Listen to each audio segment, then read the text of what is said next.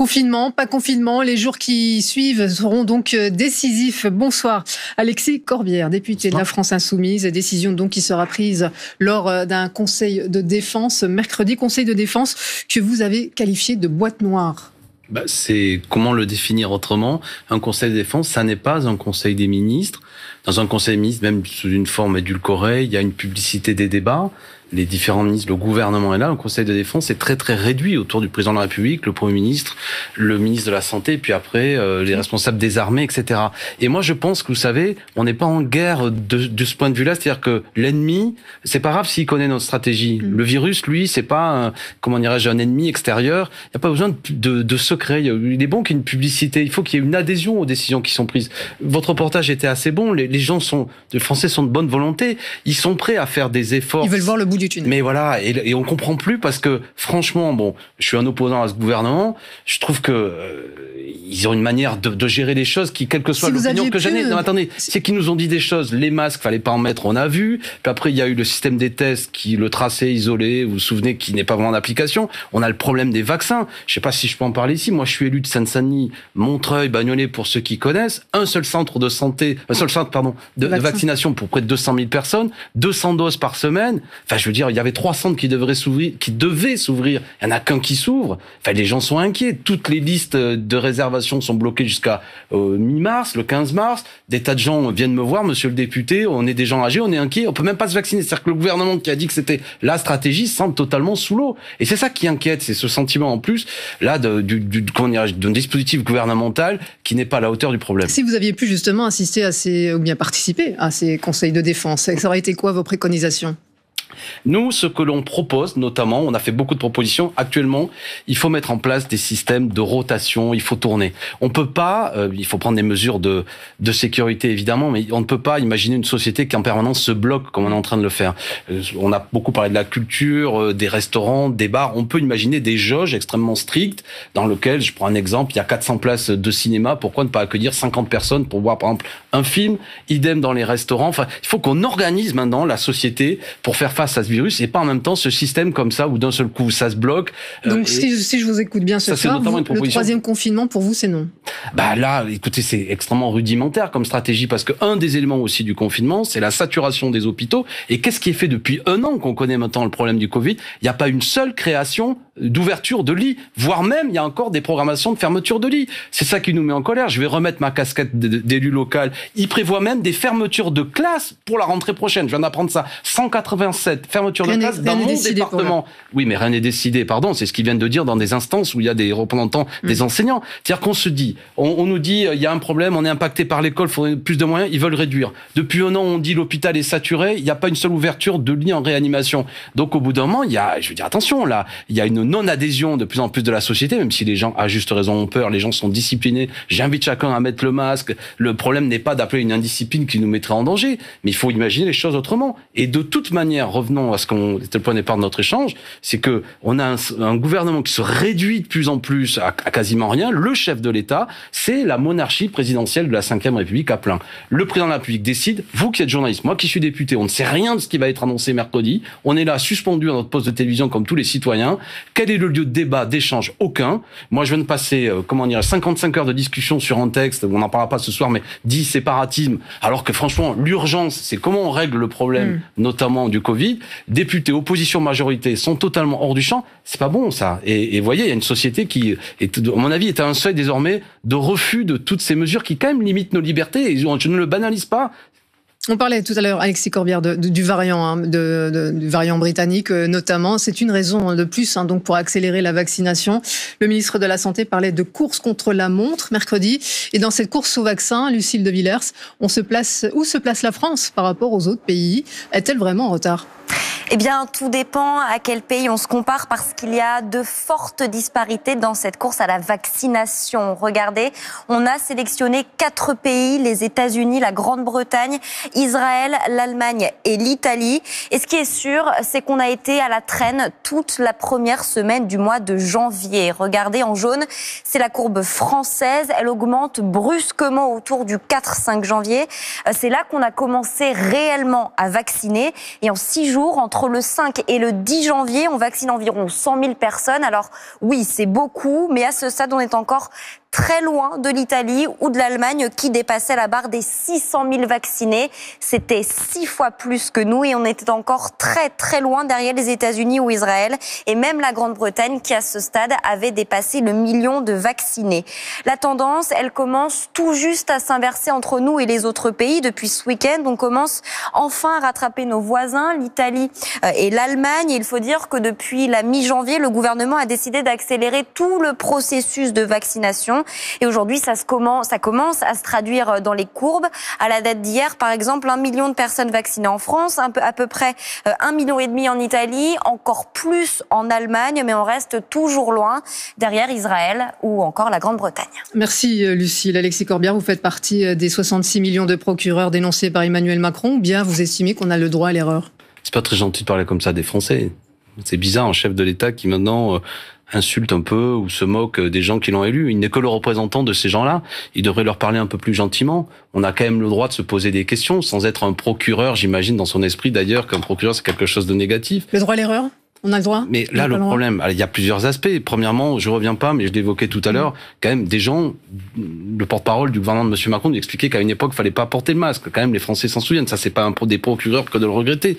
Sur les vaccins, on pourrait aussi discuter de la stratégie tout de même qui a été choisie. On dit on pourrait aller plus vite. Je rappelle par exemple que le week-end, on arrête de vacciner, alors que c'est la guerre, mais le week-end, on arrête. On pourrait se donner plus de moyens. Il n'y a pas assez de doses. Je vous l'ai évoqué. Moi, je suis très basique. Il y a 10 jours, monsieur le préfet m'a contacté en me disant il va y avoir 3 centres de vaccination dans votre circonscription. Et là, il a rappelé, il n'y en a plus qu'un. Pourquoi? Parce qu'on n'a pas assez de doses. Donc, est-ce que le gouvernement est responsable du comportement de Pfizer ou bien des autres laboratoires? Parce que ce gouvernement, notamment, il n'a pas donné les moyens à ce qu'il y ait un pôle du médicament public en France. Il n'a pas donné les moyens à ce qu'une entreprise comme Sanofi investisse vraiment dans la recherche, alors que nous leur avons donné près d'1 milliard de crédits d'impôt recherche, de déduction fiscale, que vous, moi, nous les contribuables, nous avons accepté que cette entreprise paye moins d'impôts pour soi-disant investir dans la recherche. Le reproche, c'est de dépendre des autres pays. Et sur les 11 centres de recherche qu'avait Sanofi en l'espace de 10 ans, ils en sont aujourd'hui à plus que 4. Ils vont même en fermer un prochainement. Ils licencient alors qu'ils ont reversé plus d'1 milliard, 4 milliards même d'ailleurs pour être précis, à leurs actionnaires en dividendes. Donc on a accepté à ce que des groupes comme ça n'investissent pas véritablement dans la recherche. C'est quand même incroyable que nous ne soyons même pas, nous, à l'initiative, je dis nous, au moins une entreprise française à l'initiative d'un vaccin, non pas pour faire cocorico, mais parce qu'on s'est mis dans la main du coup de groupes étrangers qui eux font du profit, qui eux effectivement ne sont pas à la hauteur, y compris des commandes qui sont faites. Et notre indépendance, notre souveraineté, notre indépendance au moins sanitaire, elle devrait passer par le fait que nous avons des outils nationaux et pas des entreprises internationales comme Pfizer qui, malgré le fait que le président de la République d'ailleurs l'avait dit, le vaccin devrait être un bien universel mondial, ça ne devrait pas passer par des logiques de marchandisation. Et ben voilà, ça c'est aussi le monde de Macron. Donc il a aussi sa responsabilité sur la gabegie aujourd'hui qu'il y a et l'absence du nombre de vaccins. Parce que c'est des logiques marchandes qui régissent à ça. Alors que vous et moi, j'imagine, quelles que soient après nos opinions, je m'adresse aussi aux téléspectateurs, bien sûr pas à vous personnellement, mais on est au moins d'accord pour dire qu'il y a des choses, l'éducation, la santé, ça doit pas être soumis à des règles d'argent. Et là, c'est ce qu'on voit. Donc, y compris si nous avions gardé des outils nationaux que nous avions à une époque, il me semble qu'on serait plus fort. Donc ça, je le reproche, même s'il va de soi que ma critique ne se situe pas comme une critique qui consiste à ne pas à sous-estimer le problème. Et j'invite les Français à faire attention, évidemment. C'est un virus qui peut faire mal, qui peut laisser des séquelles, qui tue. Soyons rigoureux. Mais franchement, la puissance publique et ce gouvernement, me semble, a fait beaucoup d'erreurs. Cette image, à présent, en provenance du Danemark, regardez en marge de manifestations anti-couvre-feu, une poupée grandeur nature à l'effigie de la première ministre, Mette Frederiksen, a été brûlée. Elle doit être mise à mort. C'est la violente inscription que l'on pouvait lire avant qu'elle ne brûle. 2 suspects ont été arrêtés en marge de cette manifestation, marquée également par des pillages. Manifestation anti-restriction également hier à Madrid, des manifestants qui, Alexis Corbière, dénoncent, je cite, la tromperie d'un virus qui n'existe pas. C'est compliqué également, vous l'admettrez, de gérer ce genre de choses, de gens qui refusent d'admettre que le virus est toujours présent, les complotistes. Oui, mais arrêtons d'en parler quelque part. Enfin, je veux dire, ne donnons pas l'impression que c'est le problème. J'ai l'impression, il y a 3 semaines, que le problème, y compris un peu de ce que je viens d'écrire tout à l'heure, de l'insuffisance de vaccins, était dû au fait que des Français se posaient des questions et on mettait le zoom sur les complotistes qui seraient quasiment eux qui mettraient des bâtons dans les roues du gouvernement. Donc il y a des gens qui se posent des tas de questions, qui doutent, qui reprennent des théories fumeuses. Moi, ce que j'ai à dire modestement, à Pascal Amène, ça existe vraiment, la Covid, j'ai des amis qui l'ont eu, j'ai même des décès dans mes proches, c'est dangereux, faisons attention, ça n'est pas une invention du gouvernement. Par contre, ce qui peut être la caisse de résonance des difficultés qui sont posées, c'est aussi les résultats des politiques libérales. Un hôpital public affaibli, moi je le vois à mon niveau, hôpital André Grégoire à Montreuil, actuellement, qui déjà croule sous la dette, qui n'a pas les moyens d'investissement, il n'y a pas assez de lits, les personnels de santé sont épuisés, etc., etc. Et ça amplifie le problème. On vient de le décrire aussi sur ce qu'on a dit. On s'est désarmé. C'est pas nous qui produisons des masques en France. C'est pas nous qui produisons des médicaments. À une époque, on exportait 80% des médicaments, on en vendait à l'étranger. Aujourd'hui, on les fait venir à 80%. Vous voyez, c'est des choix économiques. Et ça, aujourd'hui, comment dirais-je, il y a de la politique aussi dans l'épidémie à laquelle nous avons à faire face. C'est pas que, comment dirais-je, une catastrophe naturelle auquel nous ne pouvons rien. La pénurie des vaccins fait qu'on vaccine, on le disait, par ordre de priorité. Mais certains réussissent à passer en force en faisant jouer leur relation, leur proximité avec le pouvoir. Et quand cela finit par se savoir, eh bien, ça s'appelle un scandale. Exemple au Brésil, en Italie, mais aussi en Espagne. Lisa Beaujour. Dans plusieurs pays, des personnes non prioritaires ont réussi malgré tout à accéder aux vaccins anti-Covid. En Espagne d'abord. De nombreux responsables militaires et politiques sont accusés d'avoir bénéficié de passe-droits pour se faire vacciner. Le scandale est énorme, les limogeages et les démissions s'enchaînent. Beaucoup ont dû s'expliquer publiquement, comme ce responsable santé d'une ville espagnole qui a tenu des propos plutôt surprenants. Je ne voulais pas me faire vacciner, mais mes employés m'ont dit qu'ils ne se feraient pas vacciner si moi je ne le faisais pas. C'est pour ça que je l'ai fait en même temps qu'eux, alors que je ne voulais pas. Je ne me fais jamais vacciner contre la grippe. Je n'aime pas les vaccins. Même polémique en Italie. Là-bas, on les surnomme i furbetti del vaccino, les petits malins du vaccin. Dans le sud du pays, des dizaines de personnes se seraient fait vacciner sans en avoir le droit. Parmi eux, des anciens maires. Enfin, au Brésil, de nombreuses plaintes ont été déposées contre des personnalités politiques, comme Reginaldo Prado, maire de Candiba. Il s'est fait vacciner alors que sa ville de 15 000 habitants avait reçu à peine une centaine de doses de vaccin. À la suite des critiques, le maire a donné une explication déjà entendue. Les professionnels de santé qui combattent le Covid-19 m'ont invité à venir les voir. Mais quand je suis arrivé, ils avaient peur de se faire vacciner. C'est pour ça que je l'ai fait. Je m'excuse si j'ai fait une erreur. À Manaus, toujours au Brésil, ce sont cette fois les enfants d'un député et d'un homme d'affaires qui se sont fait vacciner, alors que la ville se trouve dans une situation sanitaire catastrophique. La polémique a été tellement forte que Manaus a interrompu les vaccinations pendant 24 heures, le temps de définir une nouvelle stratégie vaccinale. Alexis Corbière, on a un peu titillé les membres du gouvernement de ne pas s'être fait vacciner devant les caméras. C'était le bon choix, à votre sens ? Non, mais surtout, là, c'est des problèmes qui se posent parce qu'il y a pénurie aussi, là, ce que vous avez évoqué dans certains pays. Donc, on a l'impression que c'est un privilège d'avoir un vaccin, alors que ça devrait être un bien tout à fait classique. C'est un peu la discussion qu'on avait tout à l'heure. Vous savez, c'est un grand révélateur des inégalités. Après, c'est pas simple. Moi, par exemple, je ne me considère pas, j'ai pas de problème de santé pour l'instant. Mon médecin traitant ne m'a pas dit de me vacciner et je ne vais pas prendre le vaccin de quelqu'un d'autre. Voilà. Bon. Alors, y avait-il besoin que certains ministres donnent l'exemple? Il y a un moment, ça aurait pu être utile. Mais surtout, cette tension qui est décrite, en particulier au Brésil, où ça révèle, il y a en plus la corruption, etc. On en revient à ce qu'on disait tout à l'heure, c'est-à-dire que moi je le vois, il y a un affolement à Montreuil ou à Bagnolet, c'est que des gens qui voulaient se faire vacciner prennent rendez-vous et on leur dit c'est dans un mois et demi. Alors là, les gens s'énervent d'un seul coup et c'est ça qui est le point de départ. Et si on le réglait en planifiant, en ayant des outils nationaux, comme on l'a décrit tout à l'heure, en ne laissant pas dans des grands groupes pharmaceutiques s'installer des logiques d'argent telles qu'on l'a fait, on peut faire mieux. On va parler de la politique et de l'élection présidentielle de 2022. Si vous voulez bien, Alexis Corbière, il y a déjà beaucoup de monde sur les rangs.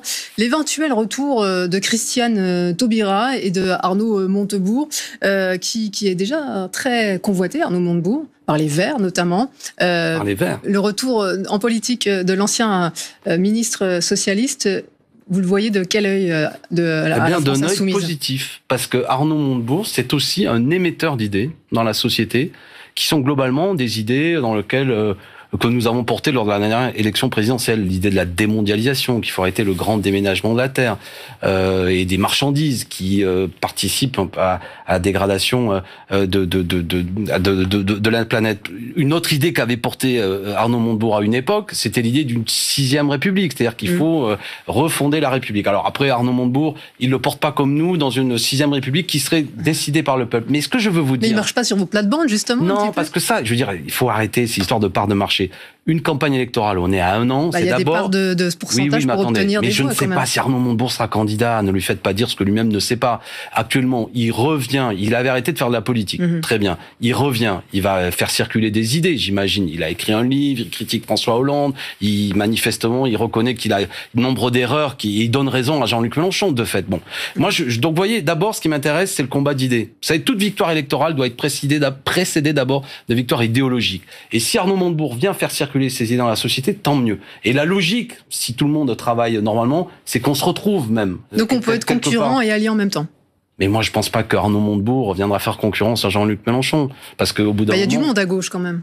Non, mais là, on parle d'une proximité idéologique. Arnaud Montebourg, il n'y a aucune raison qu'il ne soutienne pas Jean-Luc Mélenchon. Si vraiment il est pour la démondialisation, s'il est critique par rapport à l'Europe, s'il veut une 6e République. Bon, et j'ai confiance en ça. Bon, s'il veut faire autre chose, on verra. Et puis, vous savez, Arnaud Montebourg, vous en parlez, peut-être que dans quelques jours, on aura même des sondages qui l'amèneront très bas. Est-ce que lui-même, il ne veuille pas être candidat? Et Christiane Taubira, alors? Mais pareil, magnifique personnalité. Si Christiane veut venir aider aujourd'hui à battre Emmanuel Macron, à mobiliser les quartiers populaires, les milieux populaires qui sont très abstentionnistes, il n'y aura pas de victoire sans mobilisation du peuple. Donc c'est ça, vous savez, là il y a des noms de gens, mais il faut être sur le terrain, il faut mobiliser les gens. Quel est le programme? Nous, on a un programme. On a plein de défauts, les Insoumis, mais on a un programme. Les gens, c'est comme une marque. Mélenchon, Insoumis, les gens voient ce que nous proposons.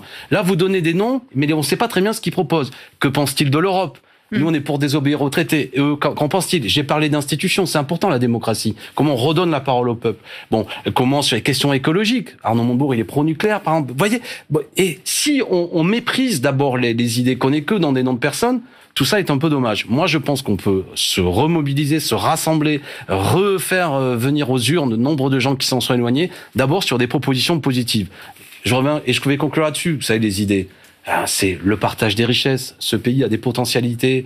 Les gens ont produit des richesses, il faut mieux les répartir. Il faut imaginer un autre modèle de production qui arrête de saccager la planète. Et le plus important, il faut imaginer des institutions politiques, un système politique où le citoyen n'est pas, entre 2 élections, un gamin en culotte courte qui n'est jamais convoqué, et puis une fois tous les 5 ans, un système électoral qui, en plus, le dépossède. Donc d'autres institutions.